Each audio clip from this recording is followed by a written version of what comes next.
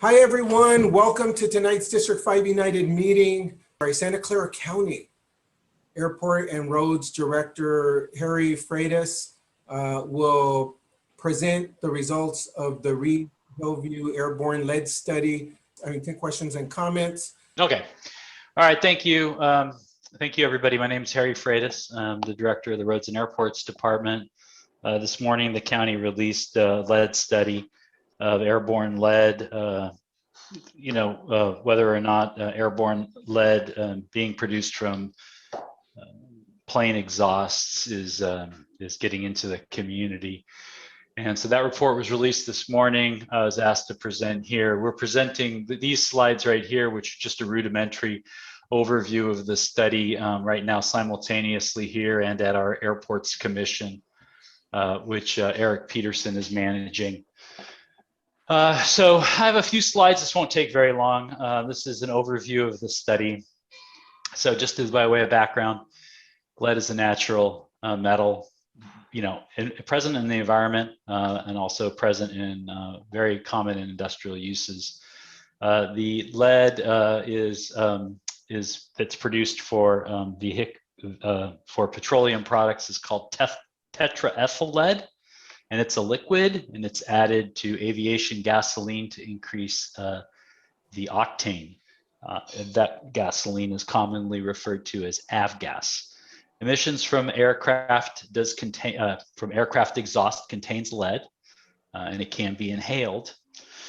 Lead that is ingested through inhalation in the human body can last for 60 days in the bloodstream, and it will persist in the brain for years. Lead has been shown to have cognitive effects, negative cognitive effects in humans, and particularly in children. So the county commissioned a lead study, and it was produced by a researcher from the University of Colorado. His company is called Mountain Data Group,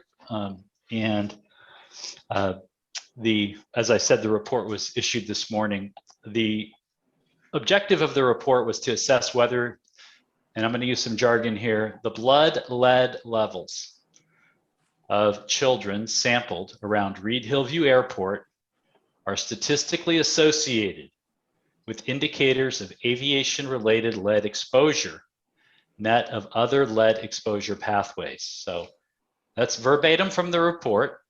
And what he is doing is he's analyzing a bunch of data, and he is trying to separate the blood lead levels that are in children and determine whether or not they came from Reid Hillview Airport or if they came from other paths of lead exposure, such as lead paint, which is commonly known in the US to be something that was a problem, particularly in housing that was produced before the 1960s.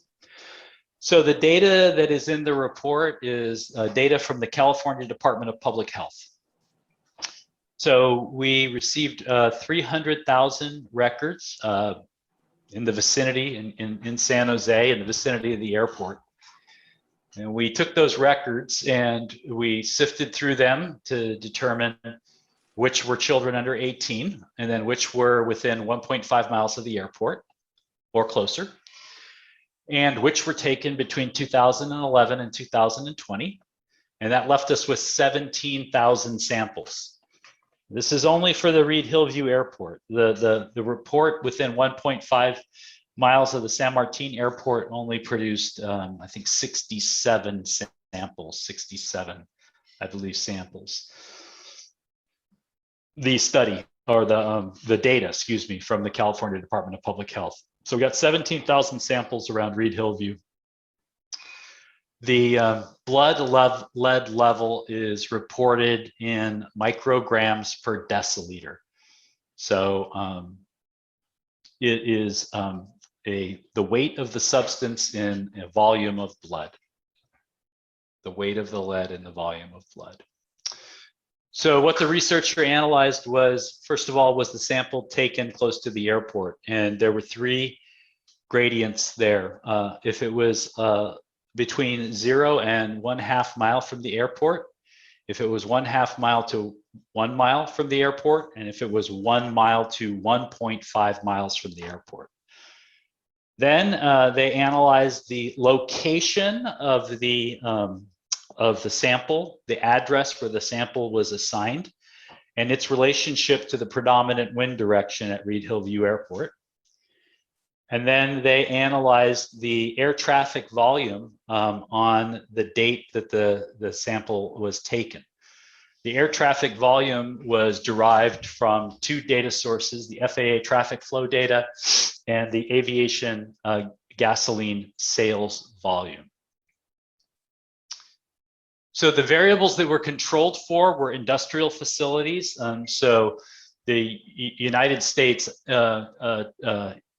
Environmental Protection Agency has a toxic release inventory database that indicates whenever toxic chemicals are released to the environment, and that database was facilitated into the data, or excuse me, that database was incorporated into the data. There was an assignment of a lead paint exposure risk by address depending on the year of the home construction. So that would indicate whether or not there was lead paint in the home, and a risk factor was assigned to the data point. And then there was a data point for socioeconomic status. We used the American Community Survey data, which can, and socioeconomic status is a factor in children's blood lead levels in the US. So the socioeconomic factor was applied to the sample, and that can account for other pathways of ingestion, I believe, such as dust, dirt, candy, other pathways that children may be exposed to lead. So the results are, there are really 3 results based on the 3 metrics that were measured.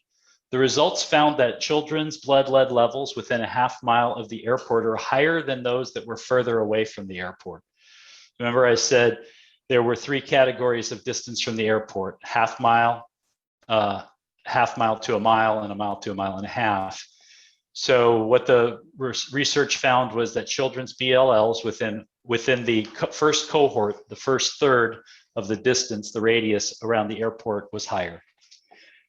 The research also found that the wind direction, the prevailing winds at Reid Hillview Airport go from the northwest, and they come from the northwest and they go to the southeast. And the report found that children living to the southeast had higher blood lead levels than children who lived to the northwest.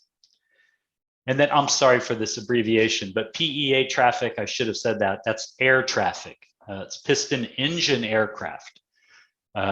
Piston engine or air traffic.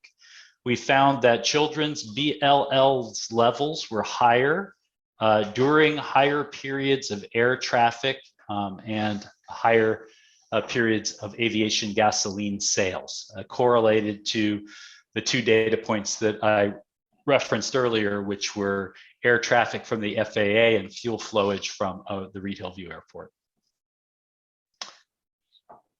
The next steps in this process are pretty significant community meetings with the author of the report. And so the author of the report is Dr. Zaran.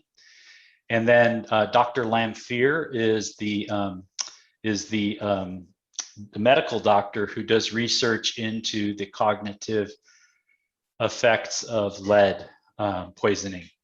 So those 2 meetings will be on August 11th and on August 12th, both at 6 p.m.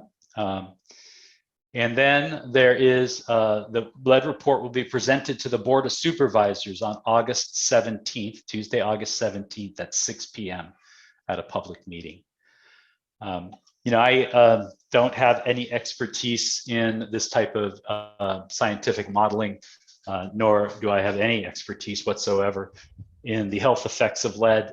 So while I can answer some questions, I am going to be limited in detailed questions about the scope, and just ask you to kind of keep that in mind for the questions. But that concludes the report. The Juan has a link to the, so that concludes my report. Juan has a link to the lead report. Juan, will you put that in the chat, please?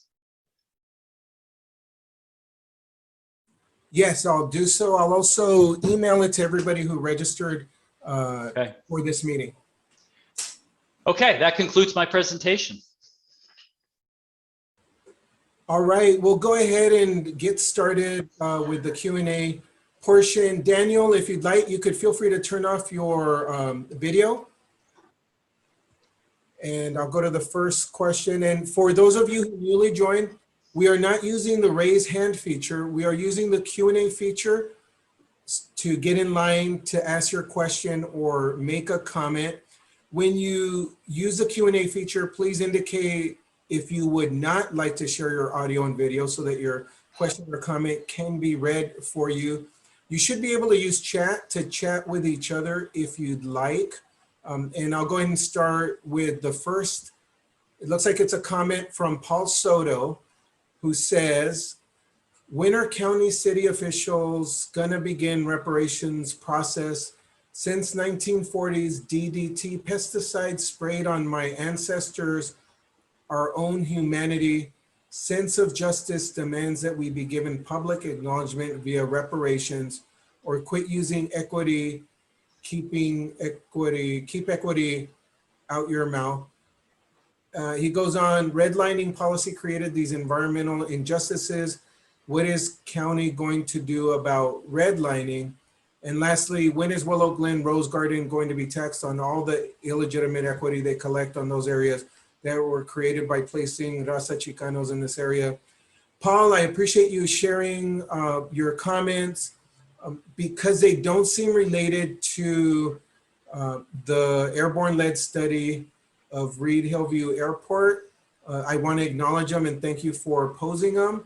And if you do have a question related to the report, please do pose it. I'll move on now to Angelita Echeveste. And Angelita, unfortunately, this was not also broadcast in Spanish. John McCray has a comment. So this is why I'm not, they're not on video or audio. John's comment is, he says, less of a question, but a comment. It appears a chat feature, oh my goodness, is disabled. And thank you everyone for your patience. Todd Williams says, thank you, Daniel Reyes. This is a key component, education in the current talks about equity. Okay, and so the first question will be Jonathan Nguyen. Jonathan, I'm promoting you to a panelist and you will be able to share your audio and video. Go ahead and start. If I don't hear from you in a few seconds, I'll go ahead and start for you. Go ahead, Jonathan. Hello, can you guys hear me? Yes. Okay, hi, my name is Jonathan. I just wanted to ask the question, if the big argument was surrounding the lead issue around Reid Hillview, why hasn't the county implemented anything like a local ordinance requiring the use of unleaded fuels? In my question that I typed in the Q&A section, California has been really good about implementing laws that meet or exceed EPA guidelines. So why on an issue like this are we dragging our feet? It just seems like if lead was that much of a concern, then just use unleaded fuel. Well, that's very, very good. Great question. And I will tell you that the rules that the county and most airports in the United States agree to when they take federal money doesn't allow us to do that, essentially.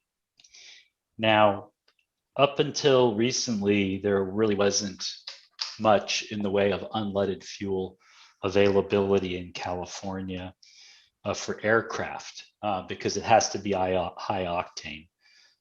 There's a producer in Indiana who makes a 94 octane fuel that has recently, in the past, been sold at San Carlos Airport, but it's voluntary for the pilots to use it. And then recently, another company called General Aviation, called GAMI, recently received approval for six aircraft to use a 100 octane fuel, but that fuel hasn't been put in production yet. I don't want to sound too bureaucratic. Essentially, we just can't ban leaded fuel today because we'll get sued, I think, by the FAA and we'll lose. It can only be voluntary at this point until either the EPA makes findings that leaded fuel in aircraft is harmful, or until the FAA certifies enough fuel for aircraft to allow us to mandate it. I will say, though, that the county next year, after the board acts, hopes to really be much more aggressive in trying to get unleaded fuel to both county airports. So we're looking at ways of purchasing both of those types of fuel, or one of them, or both of them, as soon as we can get it scaled up in California. Right now, the company that makes the 94 hasn't really had a presence in California. They bring over one truck at a time over the Rocky Mountains, and they won't refine it in California. They only refine it in Indiana, and it's been kind of a boutique fuel. We hope that the industry will scale up, and that hopefully refineries in California will be licensed, like in Richmond or anywhere in California, so that we can buy the fuel locally and it'll be plentiful and reliable. So. Great. Thank you, sir. Sure. Okay, next is Connie.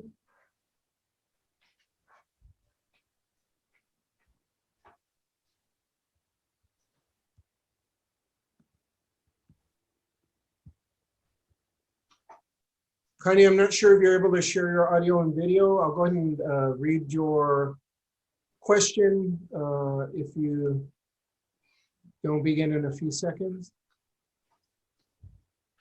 Can you hear me? Yes, we can hear you now. Well, nice to see your smiling face tonight. Nice to meet you. And hi, Harry. My question is related to the information that we received today in regards to inadequate blood samples for the survey. And so, Harry, can you elaborate more about that? Because I was confused. Is that I don't understand how that is determined, and so your input would be greatly appreciated. I can't. Okay, so that's one of the questions that we have to ask the scientist. I mean, I didn't get the, yeah. So they pulled this 300,000 units of data, and then they culled it down to 17, and they culled it down to about 70 in the San Martin area. And Yeah, because that's what their data shows. Yeah, because in February you had indicated that, you know, San Martin would be included in the survey, and that would be including it is included. Well, you know, so I didn't do that. You know, I'm not trying to pass the buck. You know, San Martin was studied, but there wasn't enough data points. That's what I've been told. There wasn't enough data points to have a conclusive study. But, you know, I'm not that type of scientist. I really highly want that question to be really posed to the scientists that did all that work, right? All right. Thank you. Sure, Connie.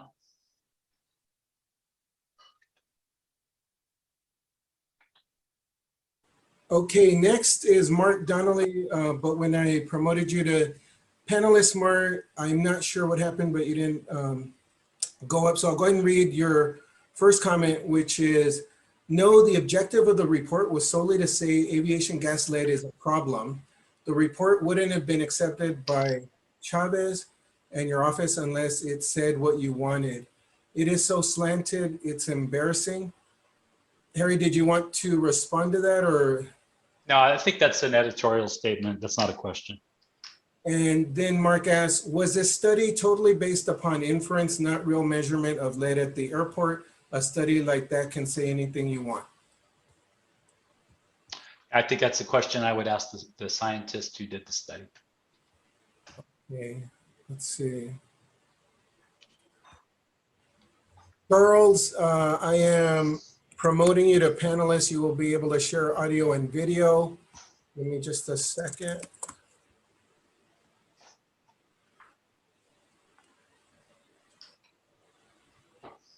Okay, Charles, whenever you're ready. Hello, can you hear me? Yes. Okay, yeah, I don't know why it puts my name as that. My name is Kenny. So I had a list of questions and concerns on this study that I wanted to go over, but like I got to say, what's the point of this meeting? Harry gives a 10-minute PowerPoint full of typos with really not any substantive information in it. There's really not much that I can even ask on here because it didn't really answer how the study was done, where we can even see this study. I feel at this moment that the folks at the county are being deliberately obtuse with giving out this information, and that they don't want us in the community to see it, because then we might actually find problems with this study. I don't think it's editorial to say that the county did go and look for somebody who could do a study for them to find the results that they wanted. I did a little bit of research into the people who have done this study, and it seems that they tend to follow similar political lines as Chavez and other board members. And speaking of which, I am very curious why nobody from the community and the airport community were allowed to sit on a panel for this study. It seems like this was all done in backroom type of deals in the dark, because you're looking for an answer to your problem of how to get rid of this airport to develop the land. Now, you know, I'm prepared to speak on alternatives to leaded fuel. Harry mentioned that those exist. I believe the study you guys did cost about $30,000 to $40,000. I think you could have used that to done some subsidies to give those type certificates and those modifications to airplanes so that they could run on the unleaded fuel. Even if you can't mandate that fuel, if you say reduce the amount of leaded fuel users at the airport by 30–40%, wouldn't that be quite a substantive number? I mean, I'm looking at GAMI's website here, and they claim that they're going to have far more approval for their unleaded fuel by the first quarter of next year. So that's, you know, that's less than 12 months that we have to wait for that. And you know, anyway, it's just I wish I could have more to say here, but it just seems like, you know, Harry's not prepared to answer questions. His presentation didn't have much substance to it. So like, what's the whole point of all this, you know? Anyway, I'm open to debate and comment with him on this. So if he wants to say anything, no, and I'm serious. I'm willing to go on a public stage with you and Cindy Chavez and do a debate on this issue, because I think it matters, and I think that you would back down from that challenge. Okay. What's your name again, Charles? It's Kenny. I don't know why it says Charles on here. You know who I am. We've been doing this for the last 3 years. Well, Kenny, I don't really think that it's very productive for you to kind of challenge me to a debate or tell me that I'm going to back down from anything. I will say this. I was invited to do this meeting by D5 because D5 United had me do a meeting for them when I did the land use study. The pilots have asked me, that you're a cohort of, to do many meetings, and I've never not done a meeting. I really recommend that you just invite me to do the meeting, and I'll do it. The report came out this morning, and you know, I'm sure that other folks on this call are disappointed with the amount of information that I'm prepared to give out, and that's because I didn't write the study and I'm not a scientist. But I'm available as a public servant to try to answer your questions. So what I did, Kenny, is I read the executive summary of the report, which I received this morning, along with everybody else. I read the executive summary and I put it together in slides. Now, my goal of putting these slides together is to allow the community to gain some coherence on how the report is organized and hopefully have a better time reading it and understanding it. I think that the key meetings that you would want to attend are on the 11th and 12th. And if you and your colleagues invite me to a meeting to do this same presentation, I would always be there for you. And I've been at every single meeting you've ever asked me to be at. So, and I'll do the same in the future. Thank you. Next is Sharon Luna.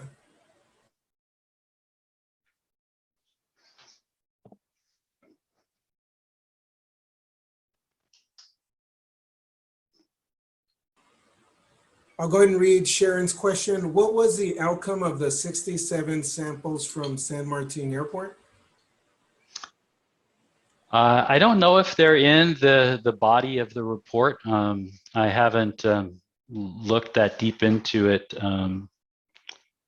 but it's available. Sharon, in response to your question, all of that data is available. So if it isn't readily available right in the appendices to the report, I'm sure there's a way that we can provide that to the San Martin community. All right, next is Todd William. I actually put a couple questions. My first question was the last slide said there's a meeting with the Board of Supervisors, and I wanted to confirm that's the county, right? Yes.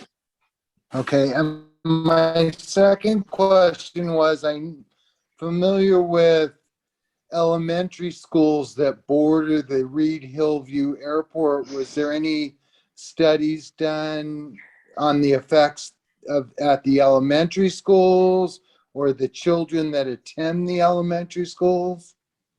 Yeah, I haven't Like completely read K.R. it Smith yet. Elementary is, Yes. you know, right there, like, go Yeah. ahead. I haven't read it yet, but there is a section on travelers, meaning children who don't live within the 1.5 but travel in, and I haven't read it. So there's a discussion of what I think what they're referring to as travelers in, and mostly in children that go to schools adjacent to the airport or very close by. Okay, and my third question was School distances. Yeah, page 102, table A6. Yeah. Okay, I'll look that up. Would we infer that all airports would have lead? Like, does the downtown airport have the same problems? Would we typically find these lead levels around any airport? Or why would it specifically be Reid Hillview that has this problem? I don't think that Reid Hillview only has this problem. There was a study of lead at San Carlos Airport, and I think that there was high ambient lead level being produced at that airport too. In a direct answer to your question, we studied the two airports that the county owns. So we studied Reid Hillview and San Martin. There are other airports in the county such as Palo Alto and Moffett Field and Mineta. And it's gonna be dependent on how many piston aircraft they have there, because jet aircraft use a different type of fuel that doesn't have lead in it. So jets don't have leaded fuel. So the more piston engine aircraft you have, I would say the more lead emissions the airport would produce. I think one of the concerns and where I'm going is, it's my understanding that the tentative plan to close Reid Hillview Airport involves moving that plane traffic to Norman Medetta. So in essence, you're moving a problem from one area of San Jose to another area of San Jose that probably is already impacted. So I'm questioning the logic of that? Well, yeah, I mean, I think that's a question that's appropriate. The Board of Supervisors has, for the last, let's see, since December 2018, has been considering, asking the county staff like me to study things so that they can get more information about Reid Hillview Airport. And obviously they're interested, some of them are interested in maybe closing the airport. The Board of Supervisors, to make that decision, is going to have to consider all of the impacts associated with that, and there'll have to be studies of that. So I don't think anybody's talking about moving the airport.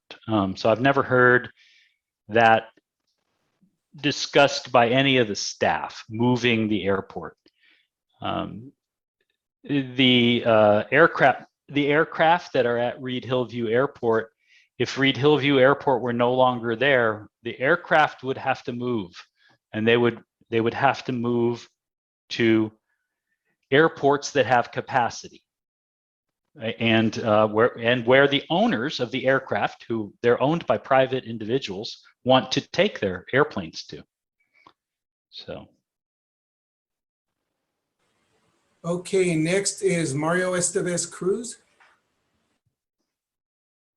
Hi, yeah, thank you. I think my question is pretty simple. I just want to know if there's any insight as to the scope of the report and why it was limited to, say, 1.5 miles and not, say, 2 miles from the airport or 2.5. Right.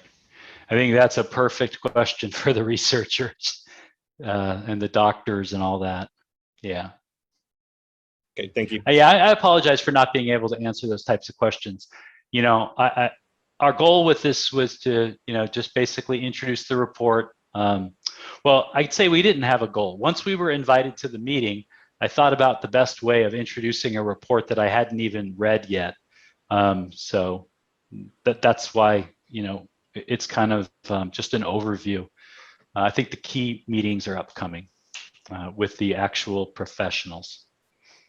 All right, next is Paul Marshall. Yeah, hi, Harry. Thank you very much for coming and giving us all a view of the report. As a pilot that flies out of our county airports, I'm excited to hear one statement that you made that said that you hope the county will get very active in trying to bring unleaded fuel to the county airports coming year. Ideally, that would be 3 months ago, but I know that an organization as big and awkward as the county takes a while to get the machinery going.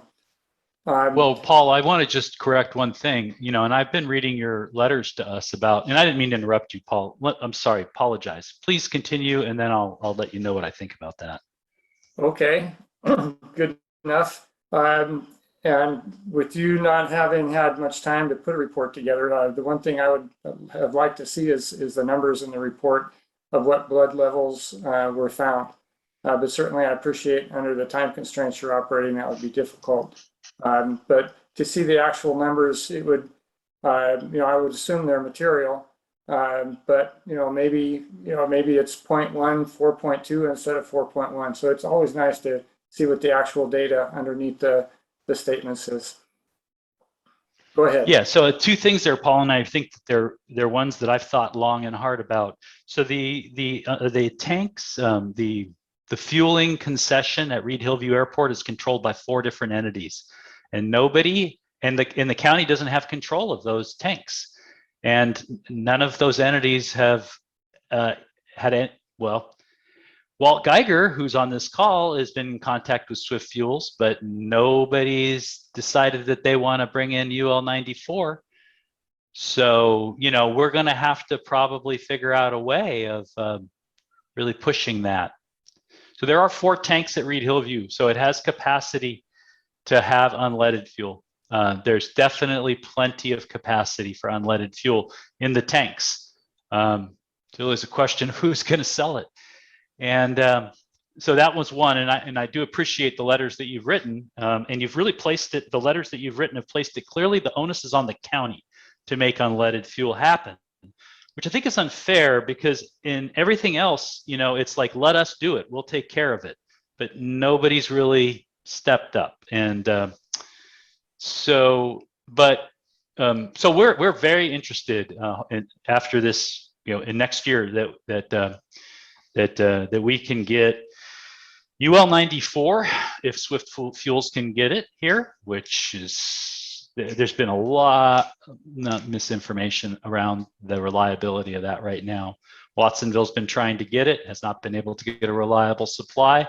He still hasn't turned on any type of rail operations. Very protective of that fuel, and remains to be seen. But we're going to try, and we've been following the story with the 100 low lead very closely.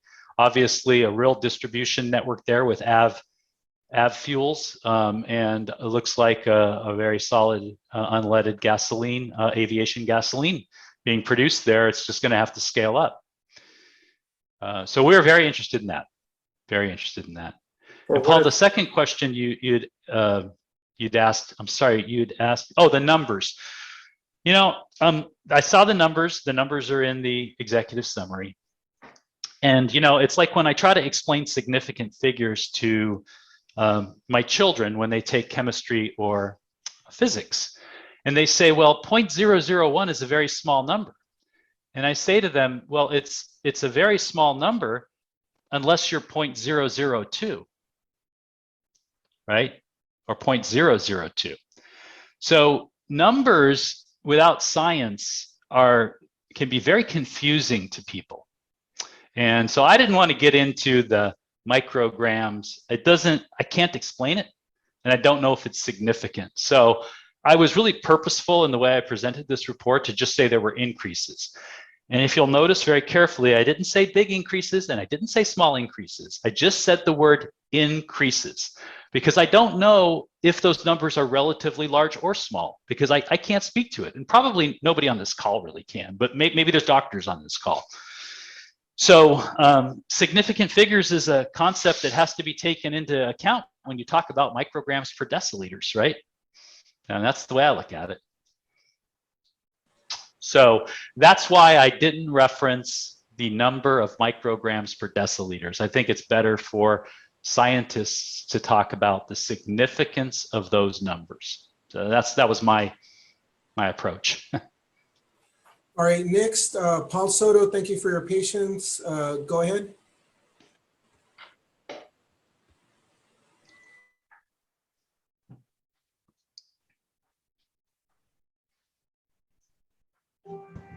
Yes, thank you. Thank you for being, I guess, being an employee of the county. It's very frustrating because the impact that this is going to have on the community is can't even be measured right now. In the 1940s, when Hillview Airport was built, the Bracero program had just been instituted in California. So you had a large population that the United States didn't acknowledge as being human, and still don't. They still have problems determining whether this is a human being or not.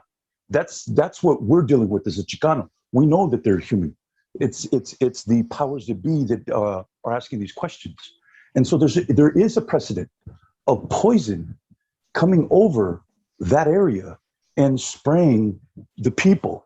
You see, but back then you heard women. There's a poem that I had read that somebody had written, and it's called La Llorona, and the Llorona is the crying woman, and it was in reference to the women that gave birth to dead children as a result of their work in the fields after they had been literally forced via the redlining policies. So the reason why they asked for the report is not just simply because of the lead levels. There are environmental justice issues, there are equity issues, there are humanitarian issues, and I would go so far as to say that crimes against humanity have been committed, because there's never been a point where the Chicano, where the Mexicano has been given his due respect and his due acknowledgement as a human being and as a contributing member of this society. So I don't really have any questions. Thank you for allowing me to speak on this issue. As an ancestor and the descendant of Sacipuedes, that my ancestors, we need some justice. We need justice, and the only way that we're going to get that is reparations. Thank you. All right, thank you, Paul, for sharing your concerns and thoughts. And next is Brian Schmidt. Hi, Harry. Thank you for doing this and bringing out the first information about it. A couple questions. I wanted to ask about the budget for this study, and if there's any money left over, if there's any that could be used for any type of follow-up analysis that might be requested. And I don't know if there's any plans for future funding for additional studies. And then I also understand the study was delayed several months. I don't know if you could speak to the reasons for that delay and if those have been resolved. Yeah, I can, because the delays, I think we reported to the board that after the study was complete, it went through an academic peer review with other scientists, and they had comments and questions that had to be answered, and some work had to be done. I would tell you that I didn't personally manage the work, and I actually don't even know the budget for it. There is a record of the budget for this. So my boss, Sylvia, managed it, and she knows how much was spent. And I believe that there is going to be a request for additional work to be done, but I don't know the scope of it. I think that there's a desire to have the study published, and there's more work, I believe, to be done, but I actually don't know how much it cost. Okay, yeah, I could imagine, especially in the case of San Martin, interest in further research being done. Yeah, there were 3 peer reviewers. They're listed in the report. One is the California Department of Public Health. The other 2 were doctor type researchers, and I don't know their names. But yeah. Okay, and then my last question would be, I understand there was an attempt to use unleaded fuel at San Carlos Airport. I think it didn't work out well, and they discontinued. I've heard differing reasons as to why it did not work. Yeah, that's not what we heard. We actually heard a better story than that. So Rabbit Aviation has, so there was an air lead monitor at San Carlos Airport that started giving out results showing ambient air exceeding certain standards. I can't speak to the details of that. I did the research by reading articles and then talking to the owner of Rabbit Aviation. So at that point, San Carlos, Rabbit Aviation, who's the FBO out there, started buying Swift fuel and selling it. And according to the owner, it sold pretty robustly. But then what happened was he lost his permit on his tank. He had a bad tank. And so he's been out of business on that tank for over a year. And then the latest reports are that his tank has now passed he had to build a new tank, new secondary containment. I don't know what else, new dispensing. And he has passed all his inspections, and he expects to have UL 94 from Swift shortly, imminently. So he indicated that it sold pretty well. Interesting. Yeah, I mean, not universally, obviously, because it can't be used in all aircraft. But he reported that it was he has no qualms about bringing it back. He just ran into infrastructure problems. Yeah. And I said I was done, but I'll just add that you might want to consider on unleaded fuel working with Palo Alto Airport. So we are talking to Palo Alto about that. We also talked to Watsonville, and we certainly see that in order for California, because most of this work is either be done in Oklahoma by GAMI or Swift Fuels in Indiana, there really isn't. GAMI doesn't produce the fuel yet.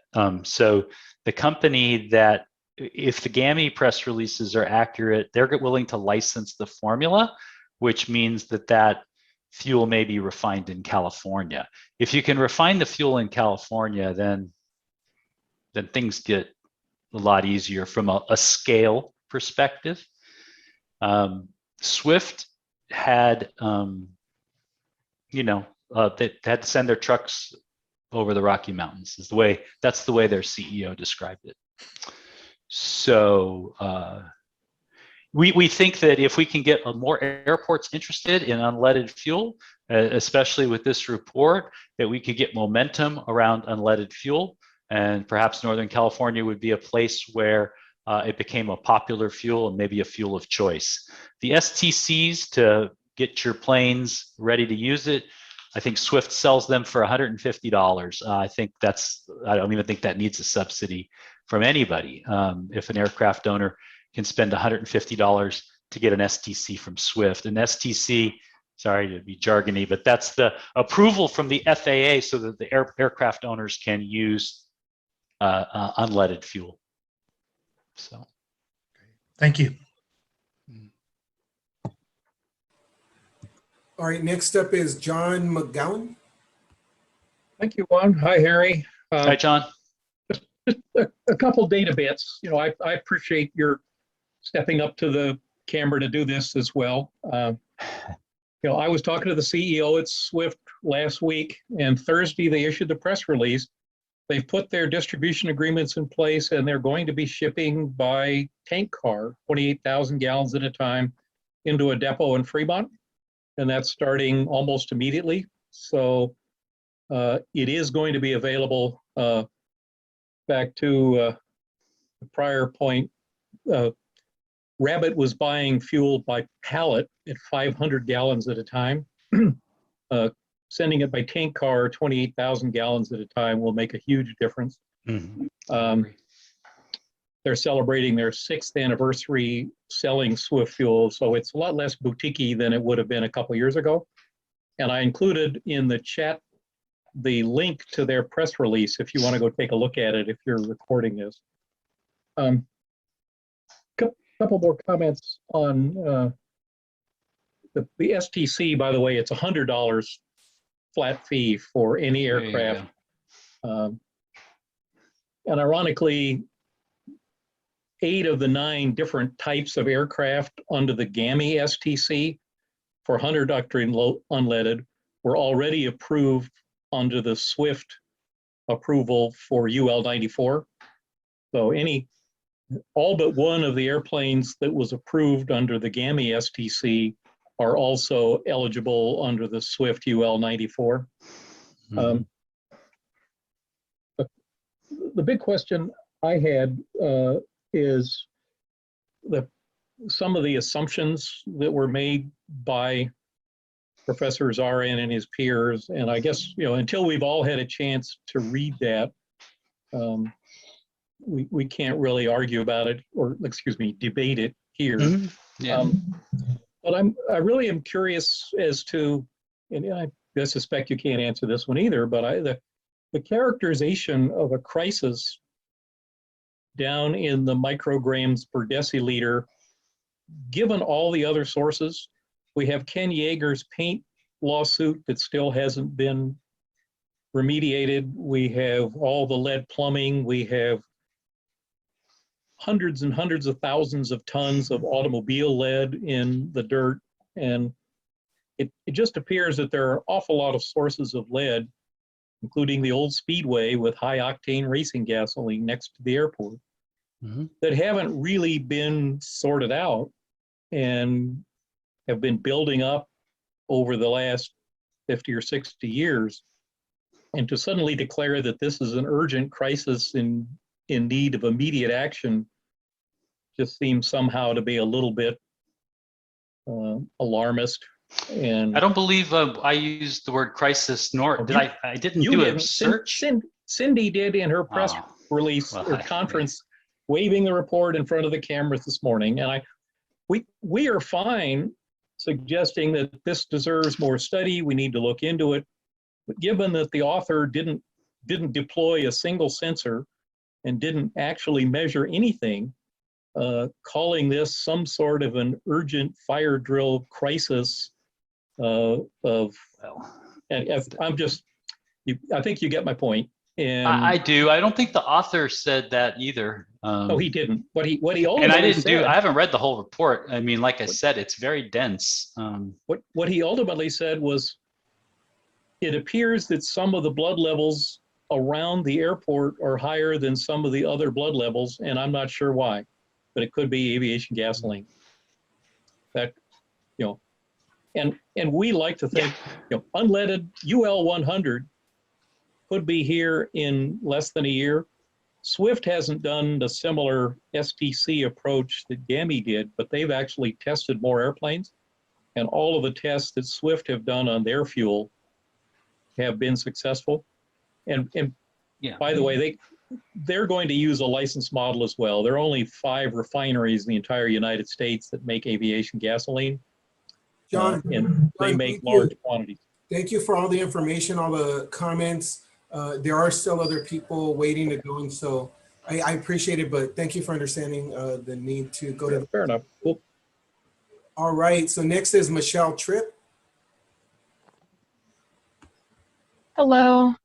Thank you again, Harry. A lot of my questions I can't ask you, and I'll definitely bring them back for the scientists. But thanks for being here and for going over what you can.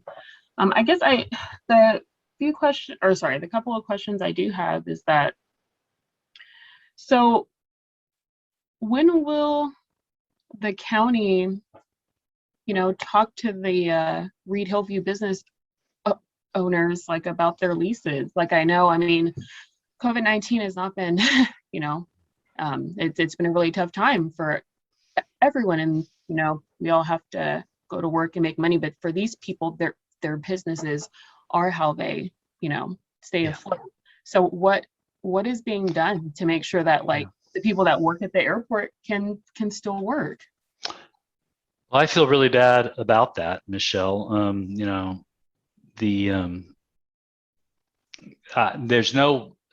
I can't recommend new leases to the Board of Supervisors, at least until they make some decisions on the 17th. It's just not,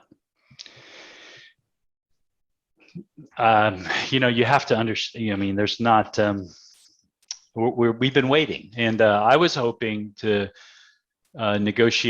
start negotiating new leases in May when this was originally scheduled to go, and it got delayed.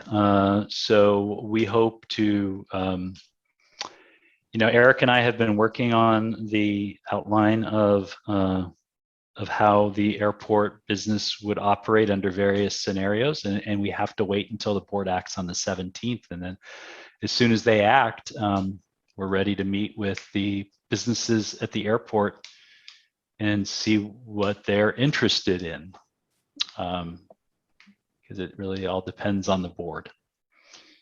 And I do feel, I think that it's really gotten it's gotten late in the process, and it's unfortunate, because I think we have to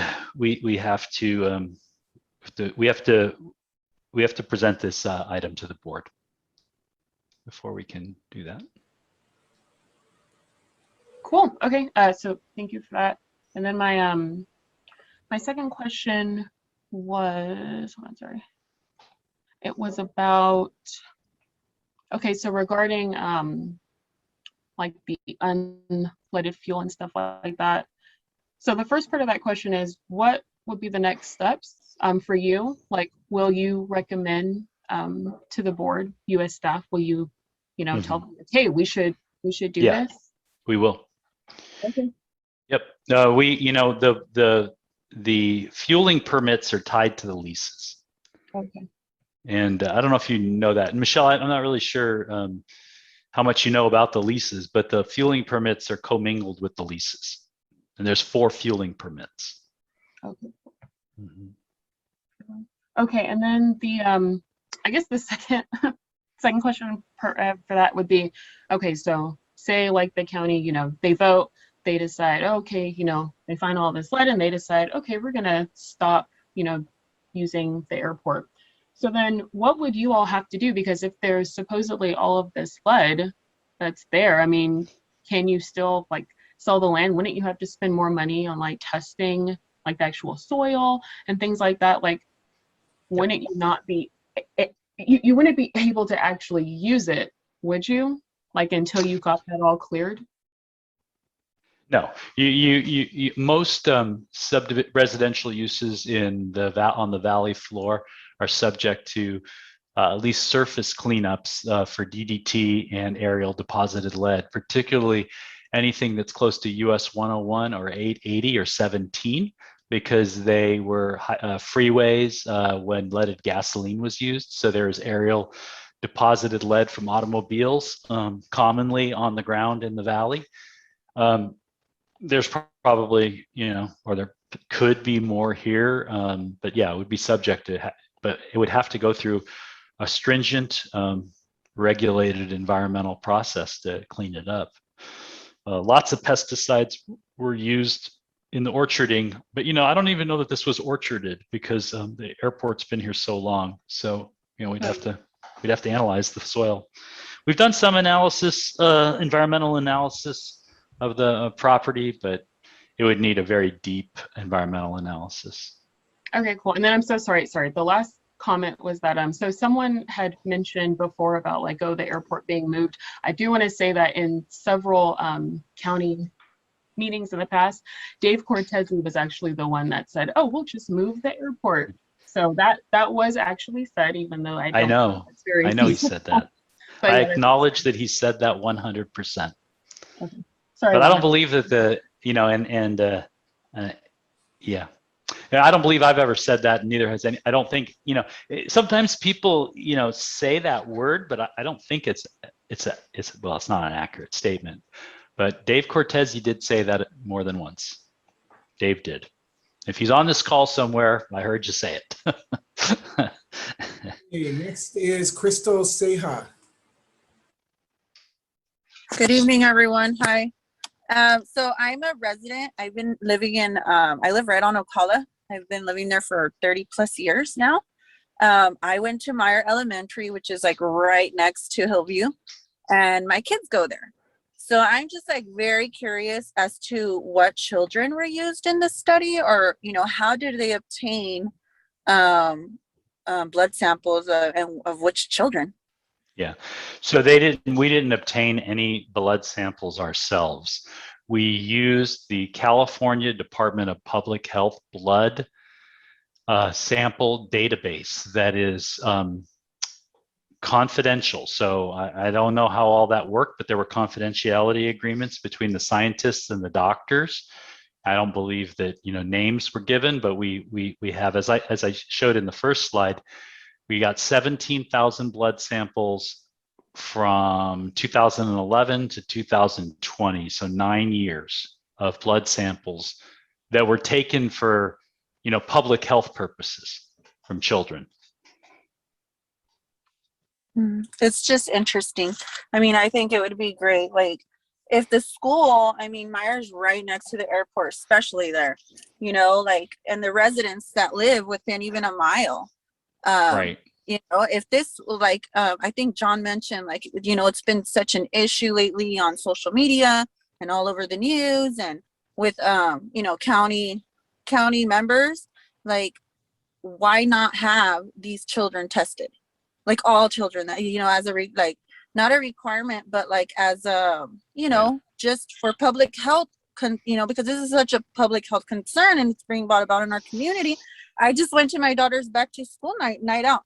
And they were asking, Somos Mayfair was asking for signatures to remove the airport, and it's like, wait, this is all over now.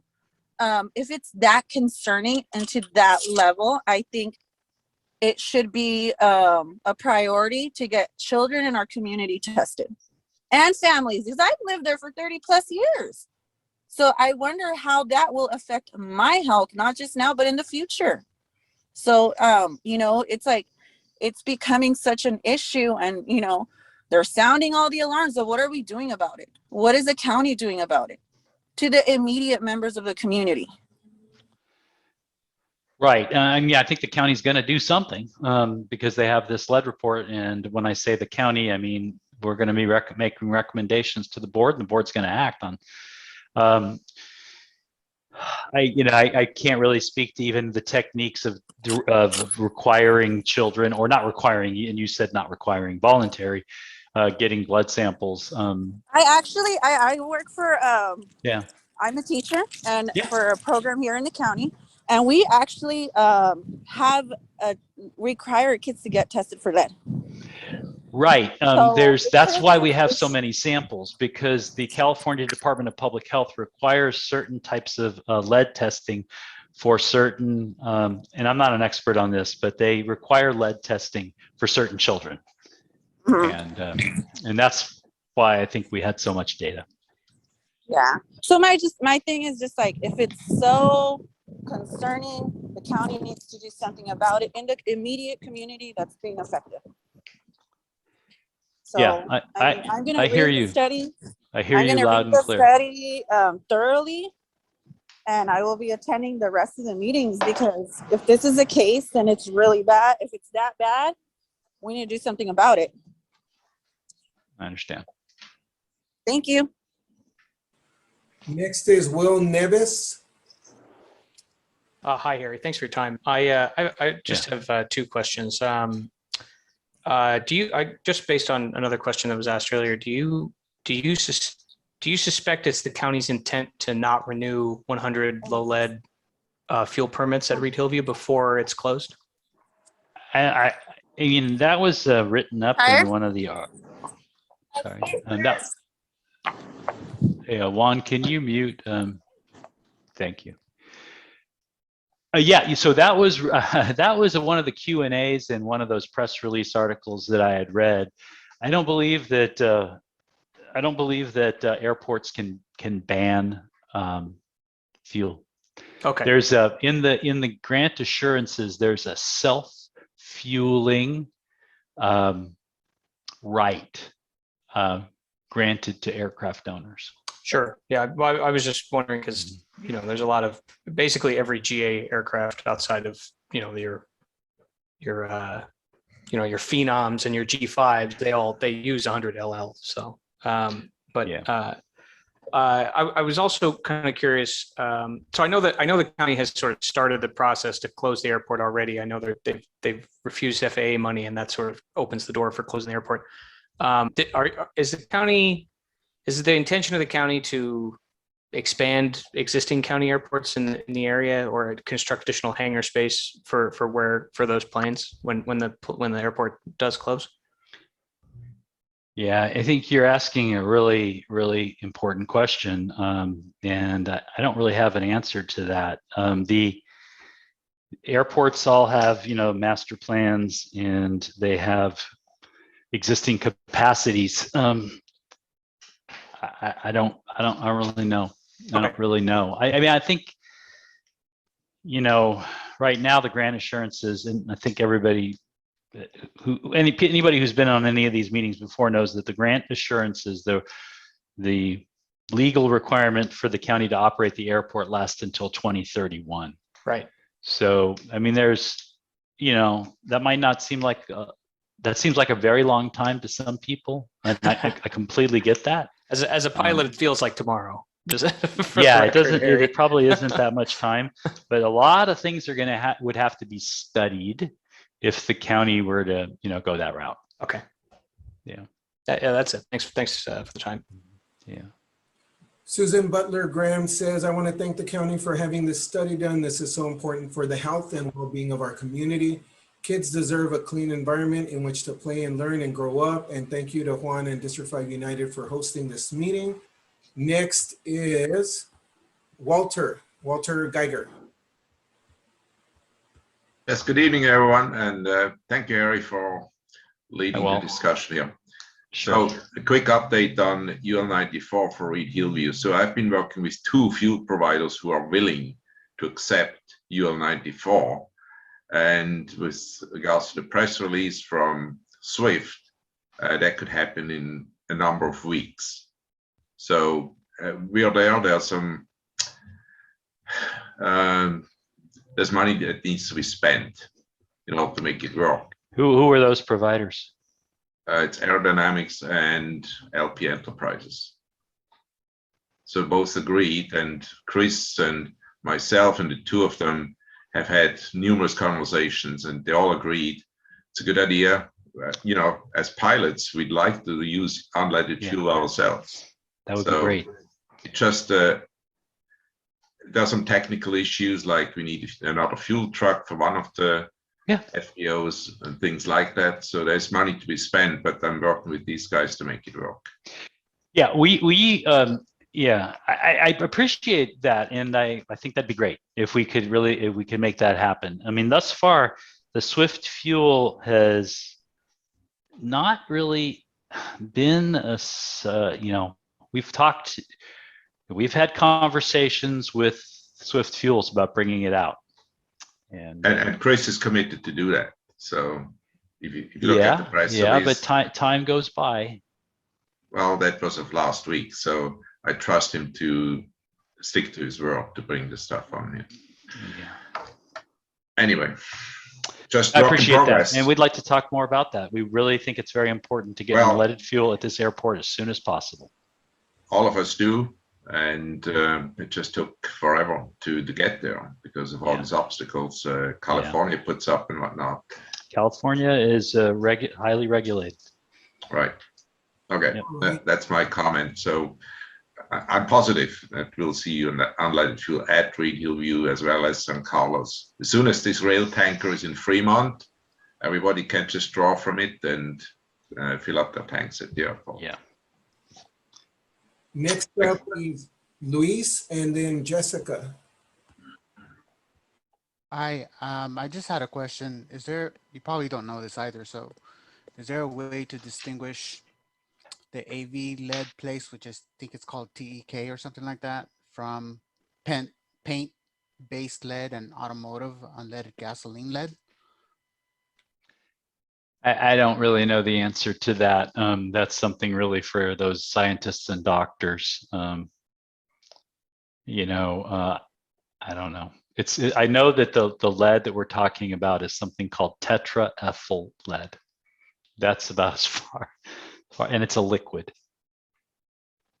Okay, thanks. I always think of lead as something that is fishing weights are made out of, but this is a liquid. Yeah, exactly. But I was just wondering. This is a liquid. It's liquid lead. Anyway, I'm not trying to make any light of it. I don't know how to distinguish between those, but there's people who can answer that question, but it's not me. Okay, thanks. Sorry.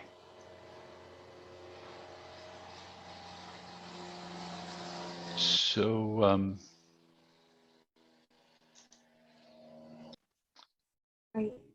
hello, thank you for the opportunity to speak. I have a couple of questions. The first one, I guess I'll ask them one at a time. I know you mentioned something about the opportunity to meet with the doctors, but if you could please repeat when there will be a meeting with the researchers that we will be able to ask these additional questions.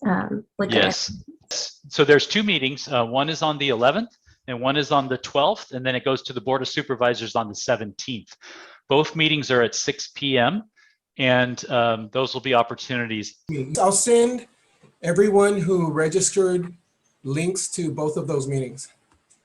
Thank you, Juan. Thank you. And then I'm not sure if you'll be able to answer these questions. I might just need to wait until those meetings. But the first one I had was, has the county in the past done any studies on noise pollution related to this airport in particular? And if you're aware of what percentage of the pilots actually live in the community the airport is located? Yeah, so there's a pretty extensive noise information on the county's airport's website, including the analysis of the noise generated by the airport using the FAA, methods. There was a noise program that offered double pane windows and historically, I think that completed the noise mitigation. So there's a lot of noise information on the county airport's website. The second question was, I'm sorry, God, it just escaped me. What was the second question? If you're aware, and if not, it's okay, what percentage of pilots from Oh, yeah. live in the community it's located. Yeah. So yeah, it's kind of hard. So the plane owners. So if we know everybody who the information of the owners of the aircraft that are rented in individual hangars, we have those addresses available. I don't know the percentage. But when you say pilots, there's a lot of people who fly planes that don't own them. So that part's a lot tougher because you don't have to come in and kind of give your name and address to fly a plane. You can rent a plane or you can be trained on a plane, and we don't have that information. In addition, there are probably 25% of the aircraft that are at the airport aren't in county hangars. They're on the businesses' properties, the FBOs. We don't know those, but we have the information. Obviously, we're not going to give out names and addresses. I don't want the pilots to get upset, but we can give zip code information of that data. Yeah. Okay. Yeah. No problem. Thank you. Those are all my questions. Sure. Next is Dave Resnick.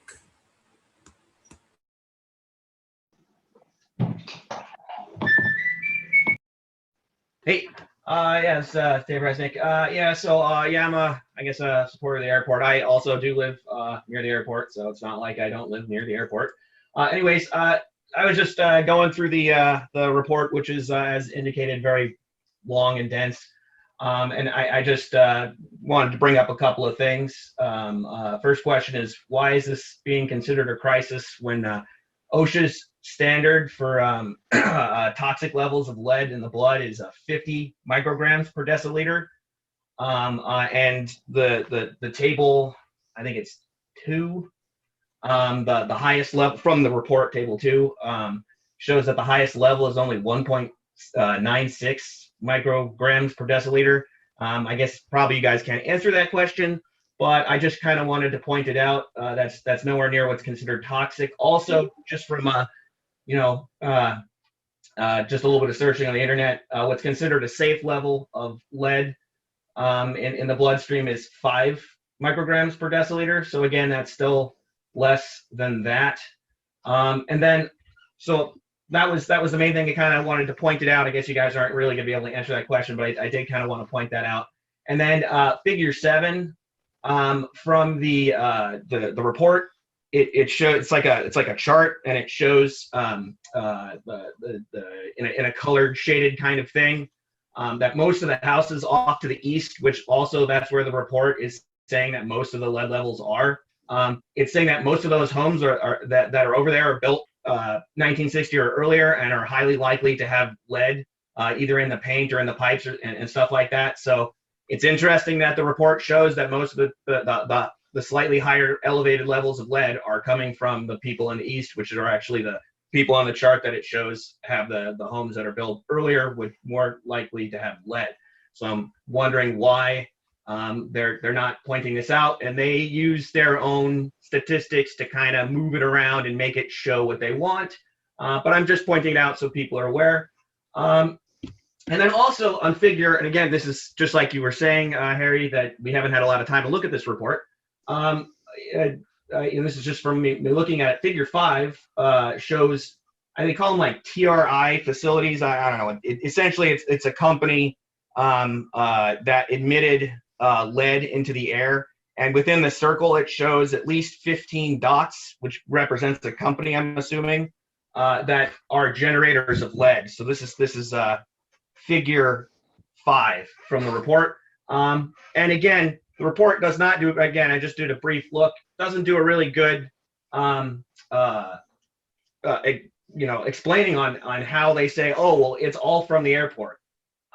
In one instance, the report almost says, oh, the students leaving to go to other locations have higher lead than the ones in the area, and that didn't make any sense. So I'm just pointing all of these things out. And then lastly, as we've indicated, the GAMI fuel, one thing that wasn't pointed out about that is the GAMI fuel can be mixed with low lead, so that whenever it does become available, hopefully soon, that would be the easiest way to kind of get that in to the fleet, because it can be mixed with no ill effects. You could have low lead and the GAMI 100 unleaded and still be okay. So yeah, but those were just mainly my comments. I don't know if you can answer any of that stuff, but if you feel like you can, go ahead. No, I think it's not fair for me to pick and choose ones that I think I know a little bit about, and then say that I don't want. So I think it's better for me not to get into the way that the researcher decided to filter out other environmental lead sources. So I think that's best. I do think, though, that it's really fantastic news that the two types of unleaded fuel that are being produced in the United States are intermixable, because I know that pilots wouldn't fill up their tanks with unleaded and then leave on a trip knowing, you can't run a fuel tank empty, and so the intermixability is really important, and so we get that. Yeah. What also is good about that, they were pointing in that press release, is that it makes it easier for the owners of the airport they don't have to decide like, oh, I have a half tank of 100 LL and now I got to completely empty it. The STC should cover it, and they should be able to. Yeah, I actually do think that that's important, but not as important as a pilot, because I would never put a fuel in my vehicle that couldn't be mixed at the next gas station down the road. So once you would switch, you could never switch back, and that's very important, and we recognize that. I think we would need to recertify our tanks anyway. Pressure test them, get them cleaned up and stuff. So, yeah. Dave, thank you for the questions and comments. Harry, there are two people left that I think haven't gone. Are we able to accommodate them? Sure. Yeah, two more questions would be great. Yeah. All right, and thank you for staying extra. So next up is Danny, and then Michael, and then we'll be done. Harry, good evening. This is Danny Garza. How are you? I'm good, Danny. How about yourself? I'm doing well. Tonight, Juan, thank you for this. You've done a fantastic job getting great speakers in all of your meetings. The issue today is, lead and fuels now. We're not talking about guessing in the future. We're talking about the issues now. So if they want to talk about the future, let's talk about the future. And when I mean anybody here in the meeting. What are the guarantees that pilots in the future are going to fly into San Jose, Reid Hillview Airport, with unleaded fuel, so that they do not continue to pollute the community, regardless of how they think they're polluting, Are we looking at warnings, fines, penalties? Are we going to use sniffers, or what detective devices are we going to use? And so those are my two questions, Harry. Thank you. Yeah, Danny, I can pretty much answer both of those because they relate to operations and not health. No, we would not be able to restrict airplanes from entering Reid Hillview with leaded fuel in them. And we would not be using any type of testing devices on individual aircraft. So neither of those things are really feasible or legal in our opinion. Right. So that means that if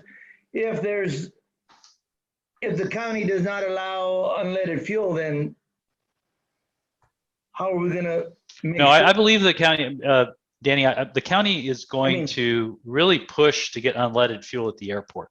Right. But I don't believe that means that would be the only fuel available at the airport. I think until such time as the FAA acts or the EPA acts, I don't know which would come first. Fantastic. I totally agree. Thank you. Okay. Michael, go ahead. Okay. Yeah, so let me just perhaps briefly wrap up with be a quick advocate of the airport. So first, Reid Hillview provides a valuable job skill to the local residents. There are about 500,000 aviation jobs that need to be filled in the next 10 years. And, Reid Hillview is, training a lot of those people. San Jose State University, they count on Reid Hillview. They were kicked out of the San Jose airport area. Now they're over at Reid Hillview. Asking them, and they've graduated over 5,000 pilots. So asking them to move their program down to San Martin, seems unfair to them. Reid Hillview provides for a lot of people's livelihoods now. There are, close to 70 instructors or 80 flight instructors over at the airport. There's air traffic controllers. So there's probably well over 100 people who are employed through aviation at the airport. And each of those aviation jobs, the Department of Commerce estimates creates 3.6 jobs elsewhere in the economy. These people spend their money locally. And so, they are helping people in the community, with their livelihoods. And one of the other things is aviation is going through a radical change that, if y'all are familiar with Tesla and Uber, aviation is going through the same change. So there's the electric aircraft, there is air taxis. So there's a company called Joby that, they are expected to raise about $12 billion. So, we need to be aviation friendly so that we can pull the future Teslas and Ubers into the county and not see them go elsewhere. Reid Hillview also provides life-saving services. I'm a pilot with Angel Flight. I've done, almost 200 missions, everything from kids with no white blood cells to, heart transplants to, migrant workers who have lost their fingers in accidents and need to have surgery over at Stanford, 17 surgeries over at Stanford to reattach all the ligaments and stuff. But there are, numerous pilots flying out of Reid Hillview that fly for Angel Flight. We're helping our kids in the schools. We're talking to the schools about STEM programs. And, if you look at the alternatives of what could happen to Reid Hillview if it gets closed, the county is doing 80 dwelling units per acre. So that could be over 10,000 people moving into the area. Very cool. Thank you for sharing all of your thoughts. And then, did you have a question for Harry? Harry has stayed about already 11 minutes extra. So definitely want to make sure you're. Yeah. Why was the Bay Area Air Quality Management District lead numbers not provided to Dr. Zaran? That led to meters right at the end of the runway, and They were. Okay, it wasn't included in his report, so I'm not sure why. Yeah, you're going to have to ask him, but all that data was given to Dr. Zaran. The fact that the monitor was there, how long it was there, and we put him in touch with the researchers at the Bay Area Air Quality Management District. I think he preferred to use blood instead of air as a proxy. No, he got atmospheric data from the Bay Area Air Quality Management District, but he didn't get the lead stuff because I spoke to him. So, well, so you know the answer to your question then, I assume? No, he's going to follow up with me, but thank you. Okay, and yeah, I'm not trying to be all right. So we gave him, we knew we had an air monitor, and we have an air monitor at the end near the run up. And obviously we've been monitoring that data. I want everybody to hear the answer to this. We've been monitoring that data since I've been here. And it's never exceeded the National Air Quality ambient air standards, and it's been coordinated with the Air Quality Management District, and we've sent that information to the researchers.